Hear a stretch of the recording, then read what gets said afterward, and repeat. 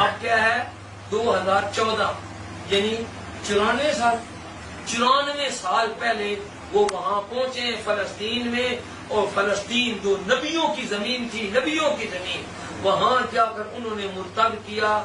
اب اس وقت چوتھی نسل ان کی قادیانی ہو چکی ہے۔ آسٹریلیا وہ گئے ہیں، جزائر فجی وہ گئے ہیں، جزائر فجی میں انہوں نے جا کر جب شور مچایا تو وہ بڑے پریشان ہوئے۔ جزائر فجی کی حکومت نے رابطہ عالم اسلامی مسلم ورلڈ لیگ مکہ مکرمہ کو بتایا، تو مسلم ورلڈ لیگ نے صدر ضیاء الحق کو بتایا، صدر ضیاء الحق نے پھر ہمارے والد صاحب مولانا منصور احمد چنیوٹی اور علامہ ڈاکٹر خالد محمود صاحب کو وہاں جزائر فجی بھیجا۔